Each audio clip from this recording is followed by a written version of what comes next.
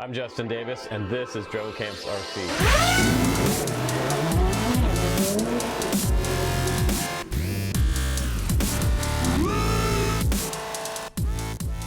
Hey guys, welcome back to the Drone Camps channel. Today we're going to check out the Babyhawk frame kit from Rakon Heli. This is brand new. It just came to me yesterday, so I had to just hop on here and make a really quick video for you guys.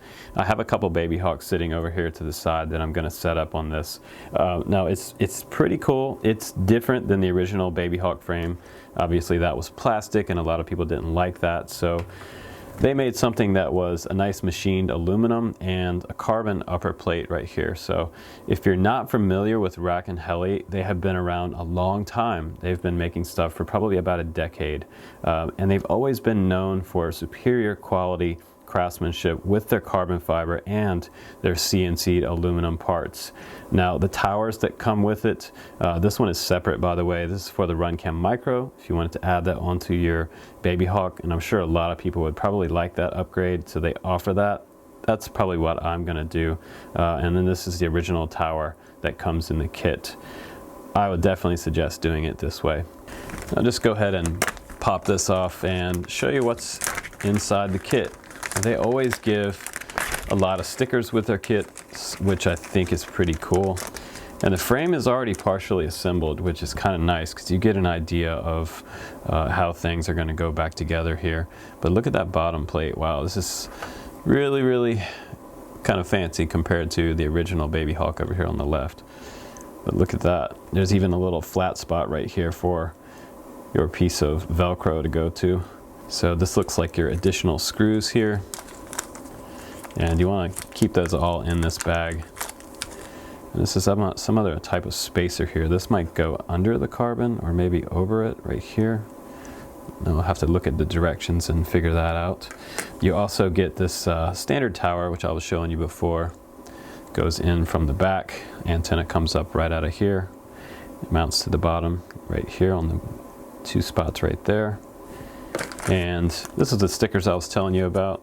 You get lots of stickers in their kits, and it's hard to see, but it says RH or RKH, and also Rakon Heli. They give you a lot of different colors in there, which is kind of nice. You can put this on your quad or your radio or whatever you want to put them on. And then this is the assembly instructions. It kind of gives you an exploded view in here of how things to go together, how the flight controller mounts down. And it should be a pretty easy transfer from this over to the new frame. Some double-sided tape. You're going to use VHB on that, of course. And you're going to start on the base of the frame and work your way up. Putting your motors on, your ESCs in place. Put some VHB underneath each ESC there. Make sure they stay down. So let's go ahead and get started. Now before I get started on this build and I show you guys some tips about how to put this all together, very important that you know that the original Babyhawk setup, maybe this was a prototype that came to me, they originally used pins here, and this pin setup does not work with this kit at all because the carbon part, it just doesn't line up with these top pieces right here. This little piece that comes off the ESC going up to the pin, it's just too wide for that. So you probably have the version 2 of the Babyhawk, which would be the version that has wires coming from the ESCs up to the flight controller. So very important that you use this version of the Babyhawk with these purple ESCs for this Rakon Heli kit. Now after you have your whole assembly off your Babyhawk, go ahead and drop your motors down through the center of this carbon plate and make sure that you have your USB port facing the back, and this is going to be the front right here, and you're going to have your power wire come over the top, and all your ESC wires are going to come out the bottom just like this. Now next you're going to take some VHB and just put a literal piece underneath each ESC so that you have enough that comes up on the sides, and this will keep the ESC from touching the side of the frame. And look at the bottom of this Rakon Heli frame. This is the front right here. You'll see the logo on the very front, RKH. That lets you know which way is facing forward. And when you put your plate down, it's going to look like this. But first, you're going to mount your motors here, and then we're going to go ahead and stick the ESCs down, and then we'll go ahead and put the top plate over top of the ESCs. You want to make sure this carbon's not touching your ESCs. Now, once you've pulled off your original Babyhawk motor screws, and this is probably the most important part of this video for building this kit, the bag that came with it has some M1, they're 3mm with a Phillips head on them. So these are different than the original motor screws that came along with your Babyhawk. They are 1mm shorter because the original ones were M1, and those are without the prop guards. Those are 4mm right here. So set these to the side, put your original screws back in a little baggie like this and save them. Do label that bag, by the way, so you know what they are when you come back to them later. If you put your original M1 4mm screws inside, up through this frame and into your motors, you risk shorting out your motors and ruining all four at once. So we're going to use the screws that came with the kit, and we can even use a little bit of Loctite, blue Loctite, on these screws. Just put a little dab on there and wipe it off with your finger and run it up through the bottom of the frame. So I'm only putting 2 screws in for right now. I might go back and add those other 2 later.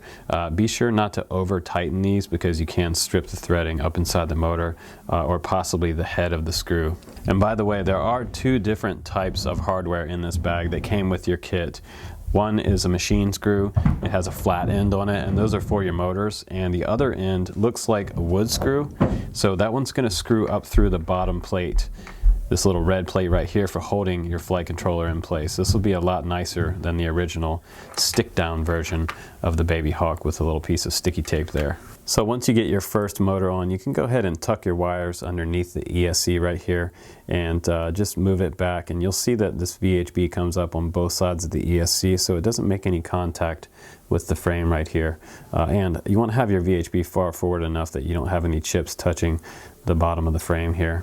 Now is also a good time to go ahead and run your battery strap through the bottom of the frame before you put the top stack on. Now, one other thing, guys, when you're working on a surface like this where you have little screws hanging out on your mat, make sure you look up and underneath your motors before you mount them to make sure that none of those screws got sucked up in here by the magnets, because these little motors will collect screws right off your bench, and then you'll have a problem when you go to fly. So now I have all 4 motors on. I have Loctite on the bolts on the motors. I have the VHB on the bottom of my ESCs, and they're already stuck down. And the next part you're going to do is tuck all your wires from your ESCs down underneath this carbon plate. Now, if you look on the bottom of this carbon plate, if you have it facing the right direction, you'll have little rubber pads on the very bottom right here, and those will just rest on the top of the ESCs. Now go ahead and grab this little M2 right here, and you're going to feed that through here. But before you do that, go ahead and get your driver ready with it, and just go ahead and put it on the end there, and take a little bit of blue Loctite, dab some on there, and then wipe it off with your finger, and just put it down through that carbon plate to the bottom frame. And you're not going to tighten it up all the way yet, because you're going to put the next one behind it on this back spot right here, and then you're going to tighten both of them up. By the way, if you look on your diagram, these are M2 5mm screws that are holding this top carbon plate down. And once you do have it nice and secure, you'll see that gap closes in, and it'll be nice and flush with the frame, just like that. And if you look, you can see the front of the frame there, the little logo. And on the top of the flight controller, you have that little arrow facing forward. Your USB is facing back. So now we can put the tower on there. So when you're screwing down these M2 5mm for your tower, make sure that you do put the Loctite on there, and go ahead and just sort of lightly tighten down that first bolt, and you're going to put some Loctite on the next one. And don't over tighten these, because you'll end up pinching the TPU too much. And this little bit of blue Loctite is going to help hold down the screw and not have it rotate back by vibrations out of place. So just tighten it down, just so you see it start to pinch a little bit on the TPU tower, just like that. Now I ended up moving my battery wires back here beside this ESC and down through the bottom of the frame right here, and I'll decide what connector I'm going to put on there right there. So not quite enough room on the side there. I thought they had accommodated for that, but they didn't. So on your build, make sure you go out the back and down through the bottom right here. Okay, so I have the tower on there, I have my bolts down, and Loctite is all good on there, and I have the camera screwed into there. This is the Runcam Micro. This is definitely the one I suggest that you solder to your flight controller. just take that old camera off there. You'll have a much better experience with this one, and you'll be able to see really, really well. Also, I have that full speed FSD TX200 piggybacked on the back of this Runcam, so it makes a really neat display here for the VTX and the camera. I mean, this is really, really tidy back here. Okay, so I'm to the point where I have my Runcam all set up on here. Everything is all ready to go. I can put my props on afterwards, but I'm going to go ahead and weigh it for you guys.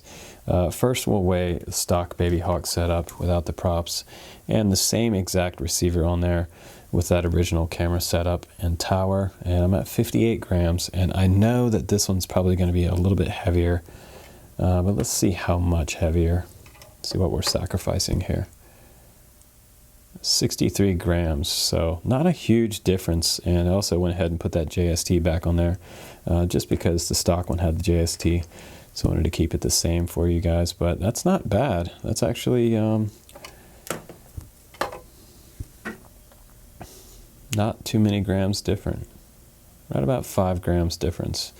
But of course every gram matters on a brushless micro, and we have an Emax battery there, and that one's 74 total takeoff weight with the Emax 300 milliamp battery. That's a 2S300. Now I'll put the upgraded version on there with the Emax 350 milliamp or 300 milliamp. 79 grams total takeoff weight, but I think I can take some sacrifices there because you know what, guys? Originally, when I was flying my first Babyhawk frame, and I gotta show you this. I'm just gonna lean over here and grab this. Check this out. My frame cracked right here. Right here. So this is not gonna happen on this one. This one might take some dents, and if I crashed it extremely hard, it probably could bend, but you know, that's probably gonna be a concrete type of crash, and it's gonna be a hardcore crash. But I doubt this is gonna bend. It's so light, it's probably just going to bounce. But it won't do this, which is cool. And it's not going to do this either. So this is that same frame. And I really drove this one in hard a couple times. So these frames are pretty cheap to replace. And this is probably a more expensive upgrade. But that's, you know, that's for you to decide whether you want to have some extra bling on your Babyhawk. I kind of think it's worth it, especially with this little tower that you can add on there. And if you are going to run that TX from full speed, make sure that you route your power to your main power source coming off this board, because you're going to run this 2S or 3S, and this VTX requires that you run it on 7 to, I think it was 17 volts. So don't worry about putting some full power from your battery to this VTX. It can handle it. Just make sure you do that, because if you run it off the 5 volt off of the flight controller here, you won't see any lights come across the back of your LEDs here on your VTX. So keep that in mind. Put a little hot glue on your antenna there, and you can put some heat shrinks on the very top here with some zip ties, and just bring your antennas from your XM Plus all the way up top. You should have a pretty good distance and reception with this entire setup. So I think this is going to work out quite nice, and it's a pretty nice looking frame. I'm usually impressed with Rakon Heli stuff. I think they do a really nice high quality frame. Their upgrade kits are a lot of fun. They do a lot of stuff for Horizon too. So this is the first thing I've seen come across from Rakon Heli for Emax, and this is pretty cool because this is one of my favorites. When I first saw this come out, they sent me an email, and I emailed them back immediately. I had to have one to show you guys. So there it is, guys. And hopefully some of the tips in this build helped you out. Also, by the way, get yourself some of these. Order some off Amazon. And this will help this build go a lot easier. Just sorting and running wires through up and out of this frame. So it's going to help you out a lot. So thanks again for watching, you guys. I'm Justin Davis. This has been the upgraded Emax Babyhawk by Rakon Heli.